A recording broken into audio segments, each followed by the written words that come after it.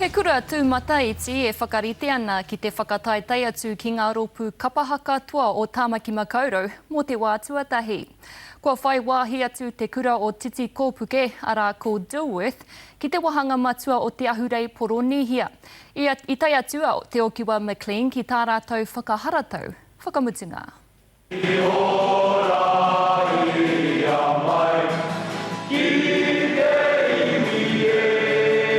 E waiata ana ki te honore nui. Ki te peke ki te wahanga tuatahi, e oho rere ana, engari no mātou te maringa nui. He waiwai tapu te kura o Titi Kōpuke ki te puna tuatahi o te whakataetai Poronihia. Hei tā te pauako he huhua ngā kaupapa ka kawea ki reira. Ko te whakamomori, te tehi. Me te whakauru atu i e tehi o ngā mea hou, ara ko matariki, me ngā whetu.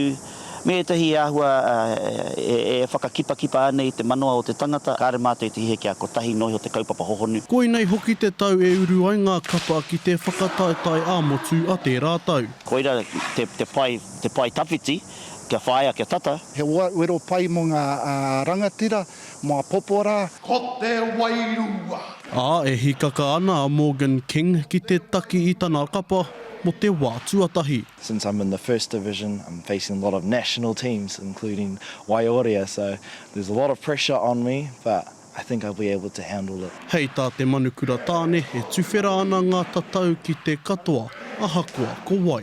We have Indian, Chinese, we have a lot of Pacific Island traits, Tongan, Samoan, Niuean, and of course we have Māori. In our kapahaka, kapahaka is not just for Māori, it's also for all the other cultures too. Pai tū, pai hinga e poho kereru ana tō rātou pauako.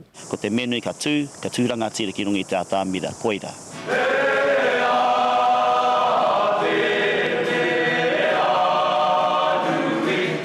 Hei te iwa karaka i te ata o a pōpō tū ai a Titi Kōpuke ki te mura o te ahi. E tamamā kia toto te rau. Te Okiwa McLean, te karere.